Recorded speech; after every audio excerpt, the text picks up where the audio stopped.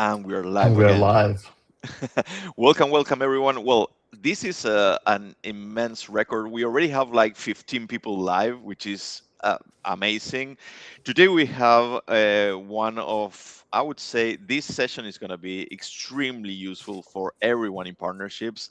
Our guest today is amazing, and the topics that we're going to go through are going to be great and super helpful, probably for everyone here in the audience. But let me first, if this is the first time that you join us live, let me first introduce myself. My name is Ignacio. I'm part of the Keyflow team. I'll be your host today. And I have Tom here also from the Keyflow team. He'll be the moderator. Hey, Tom. So Tom will be taking Hi. care of the chat because the format today, if you haven't joined our sessions before, it's a live Q&A session. So basically, we invite people from experts in partnerships. We also make sure that you get all your questions answers. If you have questions, please put them there in the chat. There's a chat functionality there. So maybe now you can tell us what's your current role or your position so we can kind of like break the ice. Tell us what's your role, your position, where you work, where you're from, so that you can start kind of like getting into the chat. And then during the session, the all those questions will be answered during the session, not until the end. We don't wait for that. That's boring. We don't do boring sessions. We actually have really cool people that know their shit, and you get those answers live. Okay, so make the most out of it. And before we actually start everything, I wanted to make sure that we gave some time for people to join. So we already have more than 20 people live. We'll give one more minute so that you guys can join. I can see 23, 24. It's increasing. But in the meantime, please, in the chat there, please put us what's your current position, Bonita. Hey, Bonita. And everyone there, please put there in the chat. If you want to interact with the guest today, you have the ability to actually do that live during the session. Okay. So Don't be one shy. more We don't minute. bite. Yeah, we We don't just bite. share And knowledge. our guest today is amazing, so I'm probably sure that he would like you to get a lot of questions there as well. Okay, so one more quick minute, and then we'll kick things off. We have a lot to cover today, so please join us live. If you're watching this, by the way, the recording, we also love you. It's amazing that you joined to actually have those or watch those recordings.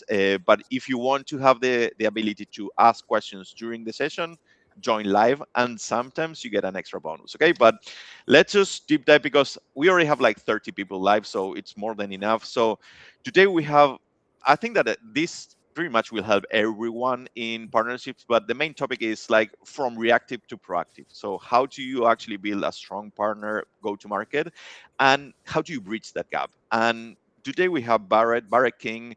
He's the head of partnerships today at Close, but he has a lot of experience. He has been actually working, or he worked at HubSpot for a long time, and he was doing go-to-market and partner-driven partnerships. So, Barrett, it's a pleasure to have you today, and we are super excited for this session. I mean, it's really my pleasure. I love this. I get to talk about all these cool things. And to your point, obviously, folks, ask anything you want in the chat. The idea is that we can, have a really good discussion. I'm happy to answer questions live. I think there's something really unique about this format. I'm fortunate that I get to have dialogues like this, every few months in my career. This might be the first time I've done something that's both live and interactive. So you guys get a bonus star. It's gold star for the day. And I'm completely an open book, even like, personal or professional or otherwise. Let's have a good Yeah. time. So We love this, and the audience loved it. They are already interacting, so I'm great. gonna give Yeah. some shout outs. Bonita, I think it's amazing what you said, that you are basically in Form management, and labs. Yeah, yeah, from that kind of stuff. nice. And No. then Akiriti, sorry for the pronunciation, partner development management, SaaS, APAC and Dutch, amazing. And then Ali Ali, is joining from Toronto. He is Toronto, a partnership marketing and sponsorships for B2B beautiful, insurance company. We have nice. Bennett from Boston. George, he's head of George, head of partnerships. partnerships. Yeah. We have Mark, another Boston area. Boston. Yeah, we Max, Boston's head have of a Boston got to partnerships. represent, guys. We got to bring the Yes. Boston folks in. For context, I am from the Boston area. I live in southern New Hampshire now. So like New England people, you have my heart. I love that. Nice, beautiful. There you go. Maria, Yeah, Gregory, Robert. Well, I'm just mentioning your names, but thanks for interacting. And again, yeah. you'll get A the lot of people chance. from Toronto as well, so Yes, international. you'll get the chance to ask the questions for to Barrett, and we'll get those answered during the session. If you've joined us previously, you know how it rolls. So let's kick things off by actually maybe Barrett. What we can do is bring up the poll so you can get like an assessment Sure. of the audience. So what do partnerships mean to you? So please tell us there. You can vote. I mean, this is for us, so don't worry about it. Don't be shy. It's generating lots of It's money for anonymous. my company, helping me to really to look really good to my boss, or you plus me equals more customers for me. So please tell us, because again, this is well, you can tell that we are kind of like joking here, but it seems like you and me they like that one. No one So wants to look no good one wants to look with good the for their boss. boss. No.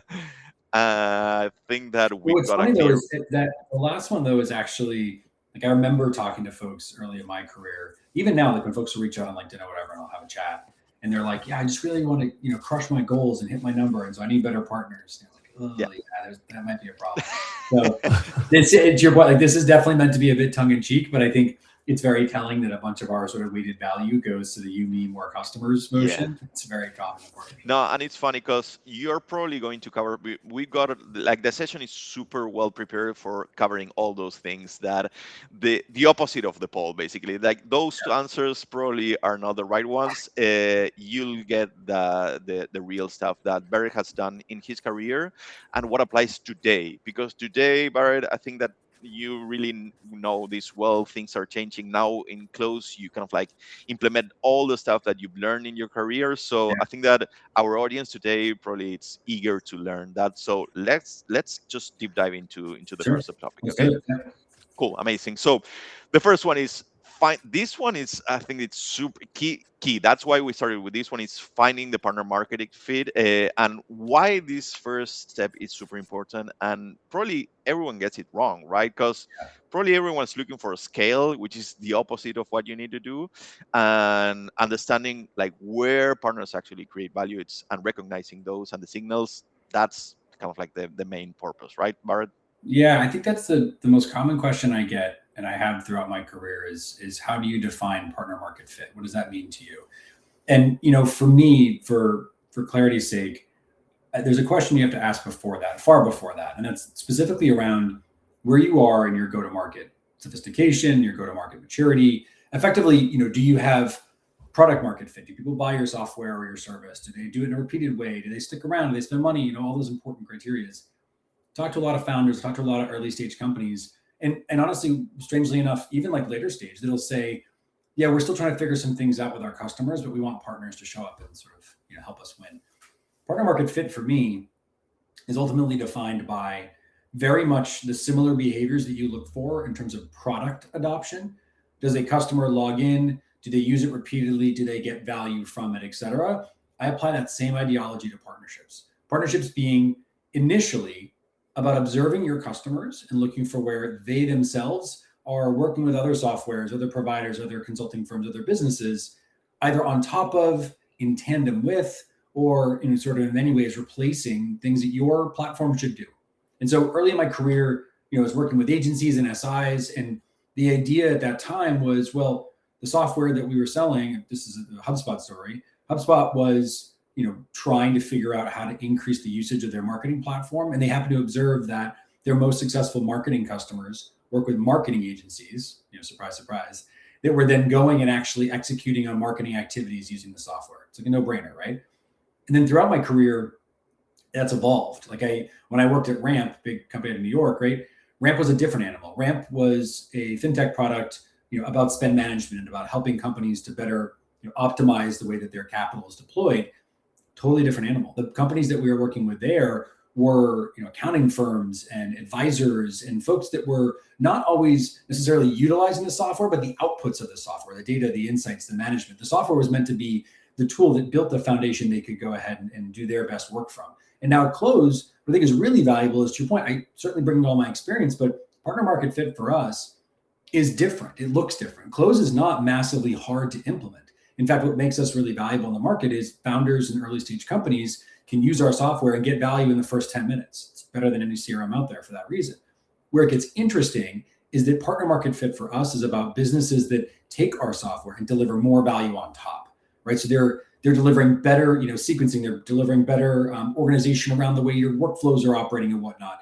They're maximizing the ROI of our voice agents and things that actually help a customer to see more value on top. And for us, if I sort of use those examples, partner market fit is not just about generating more revenue. Yeah, there's certainly an opportunity, and our partners do bring great customers to our door, and we're grateful for that, and we reward them as such. Obviously, we pay very well, et cetera. But it's actually about increasing product usage and helping our customers to see long-term value and extending the way that we as an organization can impact customer growth. So to sort of land the plane, I think what's really important about this moment is like, you got to look at this objectively, you got to use data to back it up. You need to look at what are the types of organizations, the dynamics that exist right now in your customer base. And is it, again, additive, like the HubSpot example that you do work on top of? Is it in lieu of, right, where you've got your ramp example where they're just taking the data and doing something with it? Is it close, where it's sort of a combination of those two things? And then observing those behaviors and saying, that's likely my first partners. And then the most important part, and I'll pause here in a second, but I tie this back to the scientific method, right? Sort of observe, form a hypothesis, observe, run an experiment, analyze, and then change your hypothesis or prove it. Same thing is true in partner market fit. You need to observe where your most successful customers are with data. Go and talk with them, talk with the vendors that they are using, the softwares, the services partners, the consultants, figure out that dynamic through learning, through questions, through answers, and then you can actually build a program, an ideology around what a good fit partner is when you know what that foundational value sort of exists as. I love that. You nailed it, and I think that was amazing. So thanks, Barrett, for sharing that. We can kick things We off because there's already a we question, have our right? first question. Yeah. Oh yeah, I love it. Let's go. So it's from Akriti. The question is, since you said we should not be shy, so here I am sharing my question. How do you define a strong GTM for a partner ecosystem which we are building from scratch for a company? The first partner in the region is like a pilot. We want to be optimistic yet a bit careful. Yeah, I think it's actually, I'm not going to minimize the fact that that is hard work, but I'm going to reduce the feeling of it being really big and really, in many ways, perhaps scary or overwhelming. What you need to figure out is specifically the behavior that partner exhibits against, for, with, to your customer base. Like that one thing they do. Do they help unlock an integration? Do they help a customer implement the platform because they have domain expertise or software expertise? Like, what's the thing that they're doing that the customer is saying, this is great, this adds value, this increases stickiness, this increases usage, whatever it is. You got to write that down. It sounds silly, I know, like literally write that down. And then find a way to report on that. That might mean you have to extract data from your system. That means it's already existing in a dashboard. That might be like, Claude with MCP or whatever attached, and go and get after it. And then look at that every day and every week for a period of time. Now, I can't tell you what that time period is. It might be a month. It might be 90 days. Every industry, every organization is different. But if you track it and you see the repetition of that behavior, that is like the earliest sort of glimpse of what partner market fit feels like. That's the earliest indicator of success. And then you have to do this. This is the hardest part. You got to be patient. So you take that one pilot doing bunny ears, right? That pilot you're describing, and you got to go get like 3 to 5 more and see if the same behavior shows up. Do you observe the same behavior? It might mean that you lean in and you help them get there. It might mean that you support and enable them. But what you have to be able to do is go from the earliest sort of glimpse of that to repetition. When it happens a few times, a handful of times, that's early momentum. And then you incrementally add partner, increase behavior, add partner, increase behavior, and monitor that over, obviously many months and years. Beautiful. I love the fact that you're keeping it super simple. Just write stuff, check, have patience, and then make sure that the momentum is important. I think that momentum helps with the patience, right? Because sometimes the impatient ones are the ones that you need to convince, right, internally. So that's kind of like the momentum will bring you that. But we have questions more are flowing. questions. Yeah, Yeah, questions they're are flowing. flowing. So thanks, Akrita, for being brave. And now we've got a lot of questions. Natalie's asking, I'm building an SI ecosystem from scratch. Account mapping via Crossbeam hasn't particularly been successful. The recurring thing I keep hearing is bring me an op to kickstart the partnership. Yeah, that is such a common theme. I'm going to piggyback on the last comment, the first question there, in terms of defining fit and defining behavior. The second, there's a thing you have to do before this next question. Thank you. It's a good one. And that is like defining success metrics and aligning to what those metrics are with your entire company. Most of what partnerships folks do in many ways is cross-functional alignment, cross-functional collaboration and buy-in. Like, frankly, a lot of it's executive buy-in and leadership buy-in. Buy into the behaviors that you're looking for as a company, and then seeking out partners that exhibit those behaviors in a repeated way. The question of the SI motion, that's hard. Like, it's hard because the SI dynamic, system integrators, for those that are questioning the acronym, is such that they're typically used to the behavior being they receive work, they receive opportunity. One of the things that I've observed a couple times in my career personally, and that I've talked to a lot of folks about, is changing the narrative around what partnership means in that case. SI might be, for example's sake, about better integration, or it might be about better implementation. Typically, it's implementation. That's actually what I look for, right? It's like, do they deliver better value in terms of actually helping us to execute the platform and obviously increase stickiness and usage? Cool. All that's to say, and why this is important, the first step before you can think about implementation might be simply joint customer acquisition.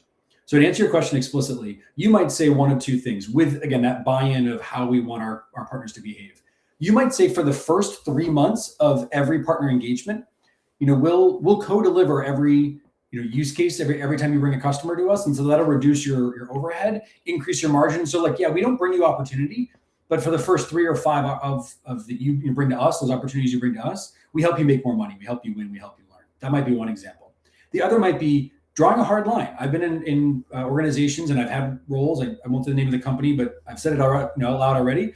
That we had a lot of businesses that would say like, "Great, what do you have for us?" Right? The GSIs, the regional SIs, and certainly the larger scaled SIs. And it's because the hyperscalers of the world have already established that dynamic. And they'd say, "Great, what ops do you have, and how do we help you implement?" And my answer was like, "We just don't. Like, if you want to work with us, this is first partner opportunity, first mover advantage. You have to want to be." And so, to be very explicit here in terms of the last statement, you need to look for the early adopters first. So while they may not be your perfect high logo value, ideal ICP in terms of it being somebody who's like really well known and a great fit and big volume, that partner is probably going to be your first adopters. Super valuable in the dynamics of learning early partner fit, as I described. And I'll quote somebody far smarter than me. They used to always say, do the unscalable shit early, right? Like, do the stuff that doesn't work in 2 years now. That's what you do. You go find the micro SI who might have 1 fit customer, not 10, and you just work with them to define that working dynamic. And then what you look at is actual value. So you say like, it's really cool that we have you bringing new customers. Now let's look at the value of that customer to you as a partner and start to look at the economics of why an SI should think about bringing new opportunity as well. It has a lot of commonalities with us. It's kind of like managing a startup within the company, right? 100%. Because That's an important amazing. And I don't want to talk over you. It's important. Like, it is a startup, and it will remain a startup for many months and sometimes years. And you have to treat it that way. You have to experiment. You have to document. You have to create and define success over time. Yeah, I mean, the questions are piling up. Yeah, so we should the questions. Yeah, we have a lot. And thanks again for the audience, because this is great. Exactly. The next one is from Gregory. What if partners are critical in convincing clients of the value of your solution, and your sales team is clearly struggling to go beyond product into consultative sales, and leadership simply doesn't want to be partner first? Ooh, that's interesting. Have you tried, I'm going to ask a question to your question. Like, I would think about trying to look at partner attach rate first. So if you can get to how many of our deals in the last X number of months have some sort of a partner, that's assuming you have some base to work from. I bet those deals are higher value either on the front end or have better LTV in terms of being around longer and or spending more. So like, that's a good indicator. If you're from scratch on this, you need to go, this is like, so much of partnerships is about finding your early adopters, finding your risk takers, your experimenters. Go find a rep. Like, if I'm you, and forgive me, I didn't see your name, but if I'm you, Gregory, go look at your sales team. I bet you could like buddy up to somebody or somebody's 2 or 3 of them and be like, look, I'm going to help you win 10 deals in the next quarter. We're going to bring partners in to do this. Even if you don't have a program, there's this misconception you have to have like a partner program. I call BS there. You got to have partners. You got to have businesses that are willing to work with you. even if it's super loose frameworks, right? Don't do things that'll get you fired. There's my disclaimer. Make sure you're being above board. Use good judgment, okay? But like, go find 5 businesses that are like, hey, you know what? I'll do the hacky, creative, backdoor stuff, and they'll win a deal with you, and they'll win services, and they're stoked, and they make their money, and maybe you don't pay them. Maybe they're not an official partner, but those are your first partners to market. And because of that, now you can go back to your sales leader who's maybe a bit skeptical and say, hey, look, last quarter we brought 10 deals in, and there are businesses helping us do that. And look at the better LTV to CAC metrics that we found. Yeah. All about numbers. And now we should go and talk about formalizing this. That's the Gregory says, Gregory says that they have 2 tech products, and 1/3 of total ARR is coming from partners already. And also someone, like he says, that someone built the ecosystem almost 10 years ago, then they abandoned it, and now it's a mess. Yeah, that happens too. Typically. I think so. What you've got is less about buying and more about trust. Like, I would start and sort of revamp that. I would create a foundation, of like, here are the metrics that matter, right? My sales org cares about ARR or MRR or whatever that, number of products that are sold, whatever that thing is. And I would go analyze the deals over the last, 3 to 5 years and figure out if there is a baseline of success. And if there isn't, define it and go approve that. Like, again, so much of this is just like tie your, boots up and tighten your belt and get after it and do the work. But I think if you've got some partners you can actively go and measure, go look at that first. And then from that, make your decision of like, do I lean in? Do I go find my early adopters and build some trust? Or do I have to start from scratch, new partner, still find my adopters and go from there? Yeah. True. Awesome. Gregory, by the way, Q1, he says 43% revenue from partners. You're killing it. I mean, it's That's going 43%? well. Yes. Well done. Gregory. I mean, that's the thing. Like, you've already proven that partners add more revenue. There's probably a disconnect between the correlation of partner input to revenue output. Like, go get customer testimonials. Go call all those customers and record them saying, heck yeah, that partner was great. That's the reason I bought, right? Get that in writing from them. Like, that's a good baseline customer validation and whatnot. And get your quotes from your sales team. Like, even if it's anonymous. Hey, I talked to the whole sales org quietly. I'm not going to tell you who said these things, but look at these awesome bits of feedback we got. That's okay. That's a great tip. That's a great hack. And, Cool. Okay, 3 more questions. Sure. All right, let's go. This is great. So the next one is from Kanida. As a startup company in the software solutions field, how do we approach partners? We have quite a few solutions, but mainly focusing on payroll, CRM, and point of sale systems. Yeah, this is the startup thing is hard. Like, let me just preface what I'm about to say with this is hard. My guidance is always like, look at the proximity products that are further ahead than you. So the things that, like, every company has the, like, either the competitor they can go and analyze and work against, or the complementary products. So you'd say like point of sale, POS typically has hardware. POS typically has like 2 or 3 integrations, payments perhaps, and or booking softwares, Yelp or OpenTable or whatever. In that example, those are potential prospects in terms of their ecosystem. So I always think of it as like, I don't need the company in my early partner market fit. I don't need the company that's like going to make me my everything. That's actually, again, a good misconception to call out here. I mean, even now, like at Close, for example, like we have some partners that it closes their entire business. They're wildly successful. They make tens of millions of dollars. They're crushing it, right? And then I have other partners that are like, I work with 5 customers a year. I make a couple $1,000 off the partnership. I make, a couple $100,000 for the bottom line, and they're happy. And so you have to think about it as like, in startups, we believe that we are the solution and we're going to change the world and take over, right? Like, take that off the top, take the ego out of it, and just be like, well, what part of a business can I help impact? Find the partners that are either in your complementary ecosystems, their competitors and or complementary services or platforms, and have conversations. Like, so much of this is like, frankly, discovery. And I always go like, forgive the American expression, but like bleeding heart, just like openness, heart on the table. How I want to help you. I need to figure out how we fit in together. Let's go have that conversation. You do that enough times, you have enough at bats, then you start to actually uncover what the foundational value is and the positioning that actually gets the attention of the prospective partners that you're looking for. So I always say, like, look at close proximity first and go from there. That's great stuff. Yeah, I think that fortune question is good. Absolutely. If we were launching this partnership program today, what would you define as success in the first 6 to 12 months, and what would cause you to shut it down? Cool, very cool. I'm going to be agnostic in terms of industry, because industry maybe has a little bit here and maybe it informs a bit of it. But what I would think about is, like, first and foremost, metrics for success. A lot of organizations immediately lean into net new sales. I think there is value to having a net new number. That's dimension one, whatever that number is. Dimension two is, I also like to look at what I would describe, to answer your question of like shutting it down or not, is profitability. Does it actually improve our CAC, our customer acquisition cost? We know it does, but can you like put that into numbers and look at, cost to acquire a partner lead, value of or average value of a partner deal, and how that relates to the existing partners, the existing customers that we have. So what's important to think about is like leading indicators of success might be product adoption, might be net new sales, might be a lot of different things. Setting those in stone, measuring them consistently month over month. So here's an example. I'll speak about close. Like we've got a bunch of partners we've had over some time, similar to what somebody said earlier of like, there was somebody here that did some great work and then they left.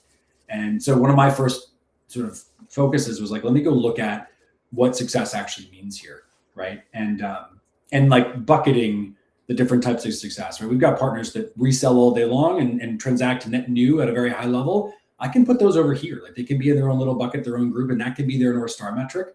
I have other partners that are just really, really good at foundational value, like tons of product usage. They implement really strong. They have good retention. That's a different metric set. I monitor those folks differently. Those will combine maybe at some point, maybe they won't. But I would look at defining your own company success. I would look at the metrics, the inputs, the puts and takes that go into that. Leading indicator might be number of deals created or things like that. And then the third piece is like being very explicit around like, do I need to grow that? I need to maintain that? Like, what is the benchmark for success?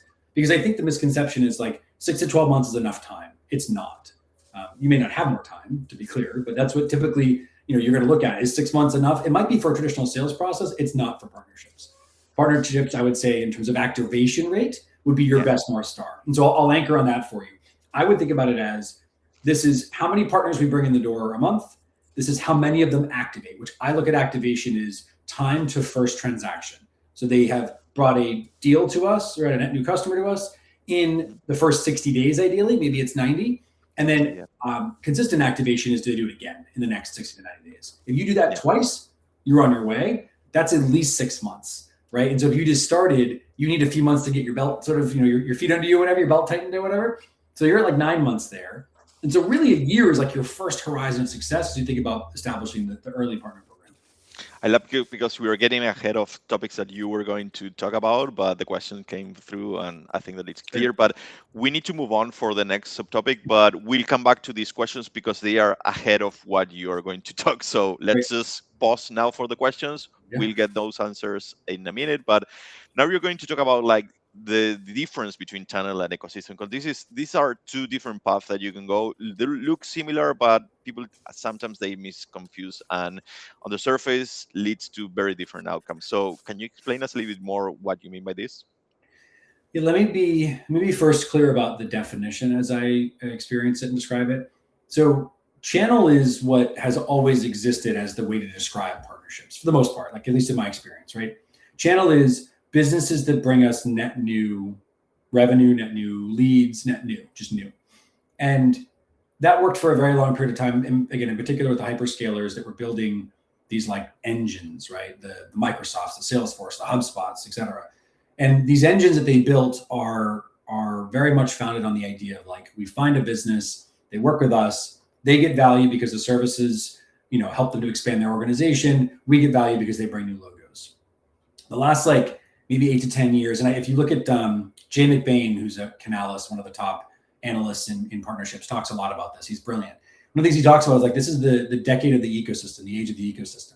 Ecosystem is the surround sound of your business. It gets away from just channel. Channel's still a part of it. Like you will have partners in many organizations that bring new leads, but it's also the ISVs, the integrations, right? The partners that are connecting to you and extending platform value or increasing awareness or, in many other ways, helping you to really grow your organization. Might be the marketplaces, might be the places that the G2s and whatnot that talk about your business and validate that it's legitimate and help you to be successful. And so, maybe this is a bit of a self-aggrandizing statement, but like I think about myself as more of like an ecosystem lead than I do, somebody who's explicitly focused on just one type of partnership. And that's because to build a successful organization today and have any element of contribution from other companies, you need to think holistically around the different places that, bunny ears again, but like partnerships exist. mostly being that the ecosystem is about, again, the surround sound of how do you attract and engage and capture revenue, retain that revenue, expand that revenue, find more customers, help them be successful, versus, again, like channel is just very single dimension. Nice. That's extremely clear. So thanks Yeah. for clarifying that. Gregor is Barrett, asking for the name of the person you mentioned. Oh, Jay McBain. Jay McBain. Jay, did you look up Jay McBain? If you haven't, you can look up my LinkedIn too. I talk about him sometimes, but he's, and it's Canalys. See if I can do this. Canalys, I think. Canalys. Yeah, good stuff that they got. Like, yeah. Cool. Tom, I think that we can cover some questions now because there's some from Ali and Alex, I think. That Yep. Cool. Yep. So Alex is asking, how would you determine when it's the time to exit a partnership? What steps could be taken to restart or revive it? Yeah, there's this stat that everyone talks about. It's like 80% of your revenue comes from your top 20% of partners, right? And famously, there's like this long tail in every program. Somebody, I don't remember who it was, somebody today on LinkedIn was talking about how, I think there's a world, I believe there's a world where actually this question is more relevant than ever. And that's like, if they're not doing the thing that you have set out to be the foundational reason for partnership. And that's why having a North Star, like I don't know how you describe it, but like a document even that you just like say every quarter we measure these things and they stayed consistent or they went up or down. When a partner is not exhibiting the behaviors that you're looking for, the first step is obviously sort of reignite. Can I go and like redo things? Sometimes it's a jump start. Maybe it's like getting buy-in from somebody again. It could be a variety of different reasons. But I think what's really important is like being able to first identify like this is the behavior we want. They're not doing it. Regardless of what that is. And like, let's go and now take those folks and have a conversation. Most of the partnership challenge in terms of communication is foundational conversations. We have to talk about this stuff. We have to be people, right? Have a conversation. If they're not bought in, like that's a bit of a subjective thing, but if they're not investing in the partnership, like, I would say generally speaking, you probably don't need to spend a lot of time there. You don't have buy-in, it doesn't work. But if you've got buy-in, it's just a matter of like resources or support or whatever. I am the eternal optimist perhaps, but I think most of the time it comes down to resources. Like, do they have what they need to be successful? Did your product evolve really quickly and maybe you need to go back and train them? Do they need go-to-market assets? Like, should you run a training or boot camp? And so I think most partner managers, ICs, people that are early in building programs need to remember that partnership's a choice. And so like there is a seasonality to that. Sometimes it ebbs and it flows. Sometimes businesses kind of show up and they're excited and they maybe lose the excitement. But if you can go back to the foundational reason, right? It helps them increase services. It helps them increase their book of business. Like, I don't know, it extends their integration, whatever it is. Then you can revisit that. You can highlight the things that are working for other partners. And with buy-in, you can build the steps it takes to sort of move them back forward. Again, if they don't have buy-in, if they're not invested, they're not willing to invest, don't waste your time. Yeah. How much time do you will wait for that on your experience? It's totally related to how long it takes to do the thing you're trying to measure. If your deal cycle is 6 months, you got to wait at least 6 months, right? If your deal cycle is 2 weeks, then you can wait 2 weeks. If your integrations take 6 months to fully bake out, like you get the idea, but like it's relative to the behavior that you're looking for. This is the thing that I would anchor on though. It has to be a measurable behavior. It can't be like, you always see those partner, the QBRs or whatever you would call it, it's like, man, they're so excited. Like, I don't care if they're excited. I mean, I do, like, let's be real. Like, I do care. Result or not. Yeah, but like, I can't make money or succeed off of excitement. We can't win off excitement. That's a component of the bigger opportunity together. What we need is like foundational data. So that's the thing that I would say is like, have your metrics, have your numbers, be able to measure what impact actually looks like. Yeah, and defining the North Star, because that's what you're going to compare. And bring it back to it, right? Always come back to like, here's the thing we're trying to do. We agreed upon. We're moving in that direction. Clear. Perfect. Yeah. Maybe we can do one more, Tom, and then we need to move forward. Sure. Okay. Akriti has another question. He wants some concrete examples of successful GTM with consulting professional services partnerships. Company is a compliance software provider and company B is a consulting partner. This is a little bit specific, so I don't know. How would you approach it? Yeah, it's a good question. So successful go-to-market might be from a consulting perspective. I actually like the example of the multiple. So you're like, all right, let's use the net new revenue example, and then I'll do a reverse example. Okay. So first off, like I'm a consultant, identify a problem within my, the company that I'm working with, right? And so what I do is like, right now I have a problem with compliance. I go to the internet, I find your platform, I approach you, and I'm like, hey, I'm very protective over this customer. Compliance is a very, guarded industry. I'm not going to let you work with them. You're like, that's fine. Like, we'll work together to help solve a problem. Be super hands-on.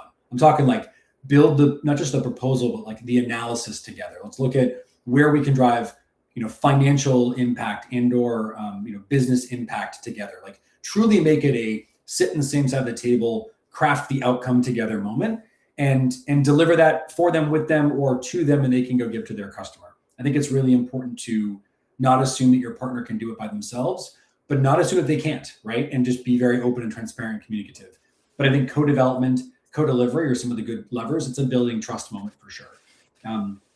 The other thing is true, where it's like you're bringing them opportunity. Again, trust. Like so much of partnerships is trust. And I remember hearing early on in my career, someone said, partnerships is about borrowing the trust that your partners have with your customers, adding something to it, adding value, adding money, adding something, and then giving it back to them to deliver to that customer. It's kind of a wild way of thinking about it. Yeah, it's like they're going to give me they're going to take 4 quarters from their customer. They're going to give it to me. I'm going to give them 25 cents plus that 4 back. Now they have $1.25 to give back to that example, right? Yeah.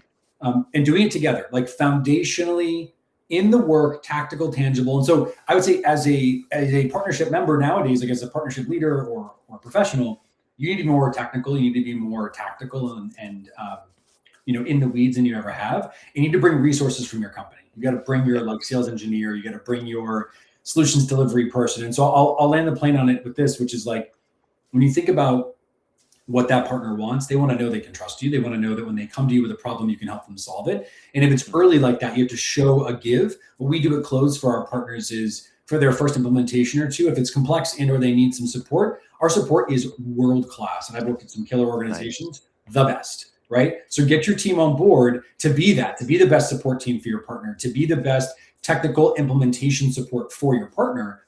Not always, you don't have to say this is everything we do, but if you take your exemplary pro services team members and make them accessible to your partner community, in particular, this use case we're describing as your first couple, man, it makes all the difference in building trust. That's a great tip. I mean, that's something that it's simple to implement if you get it right. So that's perfect.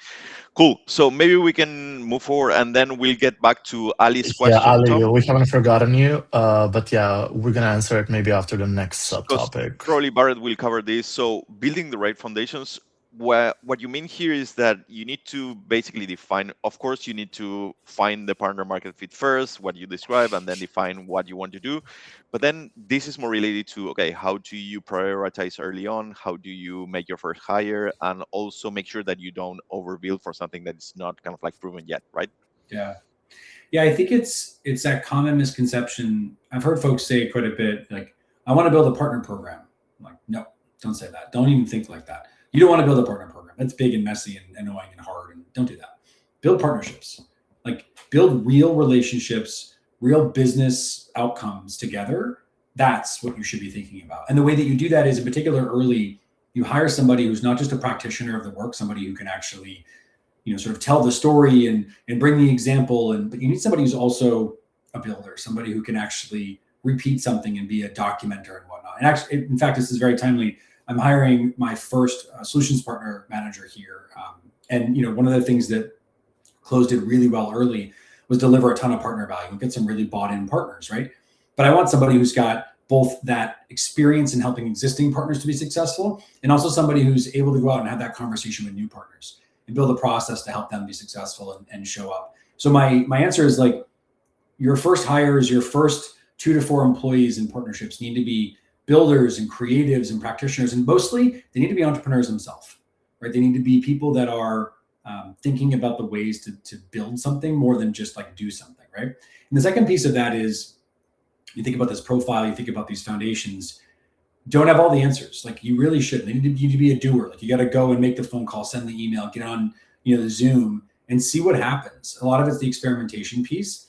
And what makes it foundationally sound is when you measure it and it happens again. Like, as silly as that sounds, like, partnerships can be a little bit frivolous and loose sometimes. I've been in plenty of situations. I've talked to a lot of folks that have said, like, but we're not really clear, make it clear. Like your first partners should do the thing that you've asked them to do in a repeated way and be able to like predictably deliver that outcome, whether it's once a month, a quarter, a year. You should be able to define that. That comes from documenting everything early on. Record your calls with, Granola or Zoom or whatever whatever your preference is. Analyze it. Like now with the access to Claude, like I feed all of our partner conversations through Claude on the back end. And like, it's not public, I'm not sharing this stuff, but it helps me understand what our partners are saying and what we're missing, what we can do better, we can do more of. We look at the sales feedback, right? I'm listening to sales calls all the time, trying to understand how should our partners fill a gap and how should we be very programmatic. If you're a student of the problem, then early on partner programs evolve because you start to solve the problem through these third-party relationships. What people miss on is they think they need to build tiers, they need to build a directory, and like, no, you gotta have a few partners first to do that. You gotta have a foundation that works. You gotta think about that over the long term. So last comment would be like, if I'm a practitioner right now, I'm in partnerships and I'm thinking about building sort of from the ground up, like I would challenge us all, myself included, to think about how can I do a lot with less? Not in that like cheeky way of a RevOps leader being like, you get no money, sorry. I mean like a real challenge of, could you build $100 million revenue stream with 30 people? I think now you can. Could you do it in an impactful way with hundreds or even thousands of partners, but still make it feel intimate and real? I think you can. And so if you're building, don't just think about foundational people and systems, but technology. Like more than ever, obviously, AI, gotta say it, right? AI is certainly prevalent as we develop more and more aptitude for it and abilities within it. I think there's something really unique about leaning into that as like the foundational values of a partner leader. Do you use technology to advance your skills, abilities, and your impact on your customers, your partners alike?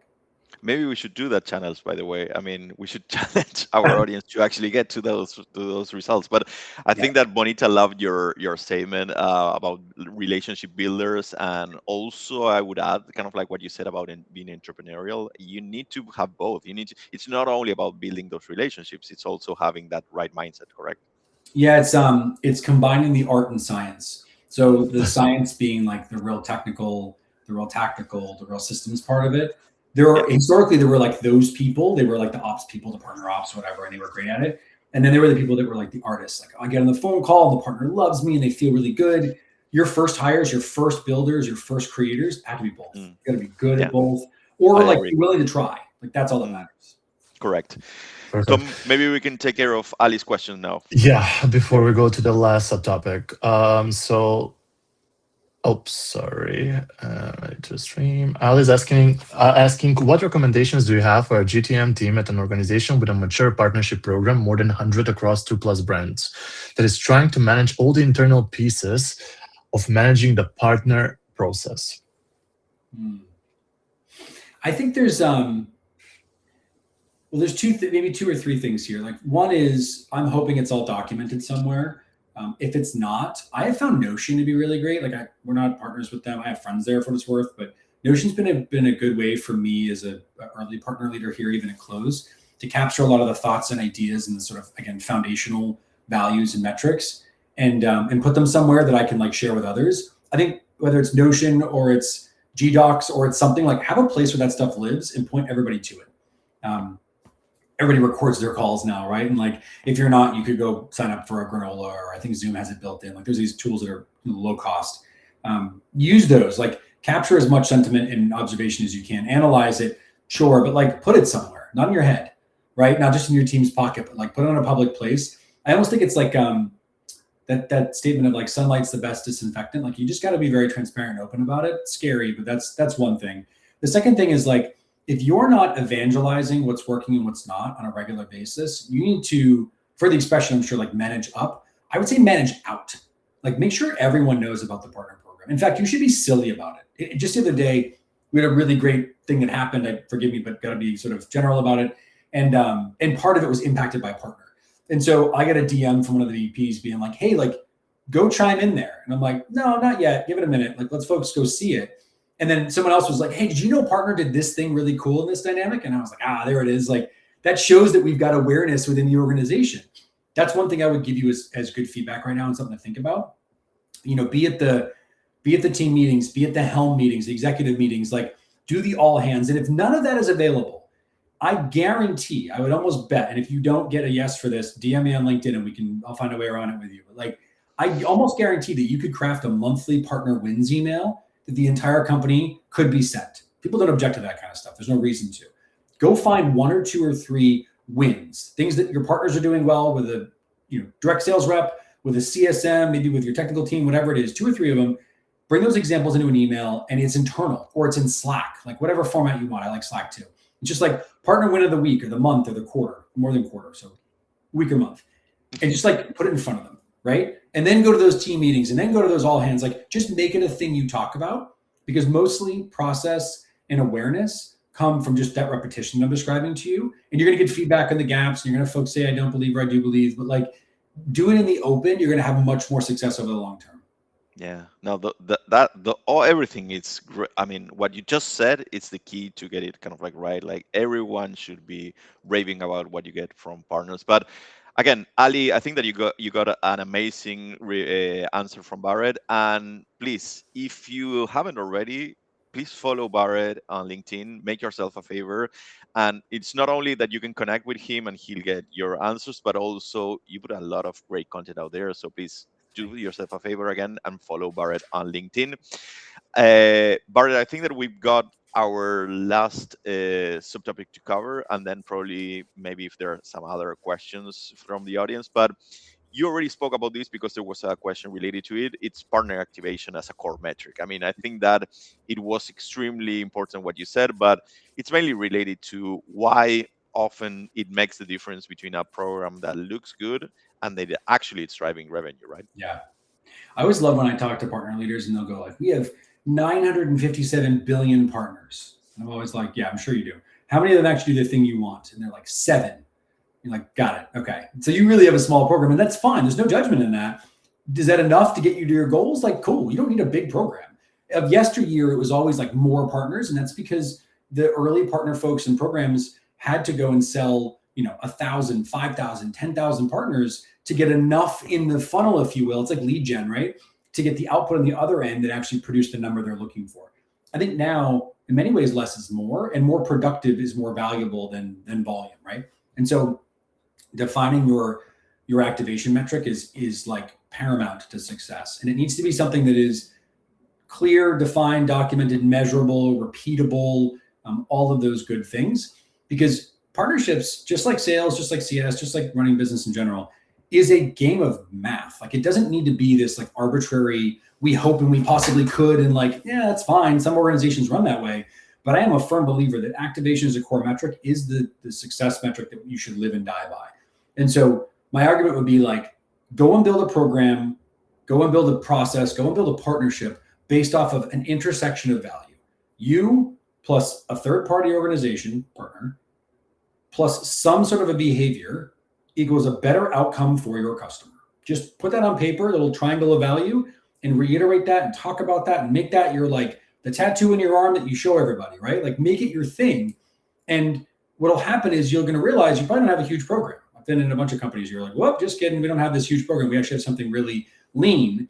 And then when you can define that, obsess over it, like make it your thing. Partner activation should be the thing that you talk about in every meeting, that you North Star on. Like, every time I do a funnel review with the team here, and I'll talk about where we're at to month and what we're looking at in terms of productivity, we look at activation. If activation is not steady or trending up, we have a problem. We can still beat our goals. We can still exceed our lead flow or our attach rate or whatever it is. But activation really matters. North Star metric. I think that that's a great way to wrap it up, because you That's a summarized great pretty much ending. everything that the audience need to go and just implement. Like, if you Good do luck. that, like what Barrett told you, you'll be in a really good position. So again, jokes aside, Barrett, I think that the content that you shared today, and again, if you're not following Barrett on LinkedIn, please do yourself a favor and just follow him. He puts really great content, and if you have questions, please send them through. But I think that they are raving, like people are loving you. Like Fortune, this was super beneficial. Oh, Bennett, good. Good. Activate, yeah. I love that. Lol, tattoo appointment booked. Yeah. Listen, I know Bonita. people with tattoos from companies. Don't do it. It's a weird thing. It's too much. But here's what I will say too. Like, as you think about this next stage, there are 1,000 versions of you could, you shoulds, right? So Yeah. for context, I'm a father, right? My wife and I had a kiddo. He's 7, right? And And one of the things you see with new parents all the time is everyone wants to give you advice. They're like, you should do this with your kid. You should do it that way. And like the truth is, we don't craft our own story, right? We all are the narrator of our own story. My advice to you is like, hear everything people are saying. I appreciate the compliments. It's very generous, but hear what we're saying, but don't listen to it all. Like it's really easy. And I'm excited and I'm compelling. I'm aware of this is my personality. Like, I'm like, let's go change the world, right? Like this shit's hard. It takes a lot of work and like time and money. And like, it's not an overnight thing. My CTA is like, just ask the questions. The fact that you showed up for this is kudos to you. You know, the fact that like you're here and you're taking part, again, like cheers, gold star number 2, but like hang up, digest, think about, and like take one thing and go do it well. And what I'll offer, shameless plug, I have to, is like, go take a look at close as well. If you're sitting there in your chair and you're listening to this and you're saying like, I got to figure out how I manage these communications. I got to figure out how I talk to all of these partners I have. Like that's what we do really well. And the other CRMs are cool. I've been at a few of them. I get it. It's all good. We're very good at what we do. And so my CTA is like, take one thing, apply it, and also go check out Close. We're awesome. Yeah, amazing. Perfect. and take Barrett on LinkedIn also. Yeah, great please. content. I think that Natalie has a last. We can kind of like answer Natalie's question and then we'll wrap it up. Sure. I think that's a question for us. It's not for Barrett. Okay. She's asking if she can have the transcript of the webinar. I'm not sure, but I'm pretty sure there are two, because this webinar will be on YouTube. Let me answer. Probably next week. Okay, good. I'm taking the question. You ready? Okay. So Natalie, take it. Here's what you do. Don't ask Tom. He doesn't know. It's okay. Take the YouTube. You're going to get a copy of the actual. Oh, that's what I was about to say. Yeah. But here's the thing. You got to be inventive. This is the partnership way right now, right? So go to Claude. Google's going to tell you where the free tools are anyways. I guarantee, and if you don't find it, DM me and I will do it for you. I guarantee there is a tool you could feed this into that will transcribe the whole thing for you. Super. Yeah, of course. Natalie, follow us on YouTube. It's Keyflow PRM. It will be there next week. So you just, Google YouTube to transcript, add whatever. You're going to find one for free, I'm sure.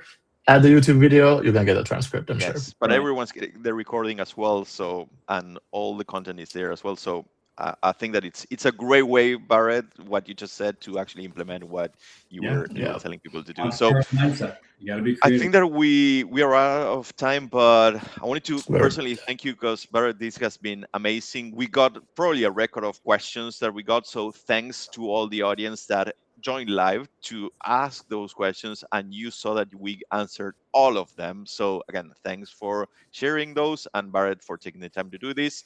And yes, if you like this content and everything, just put it also there, share it on LinkedIn and everything. But join us also live. We've got amazing guests we have coming up, so be prepared.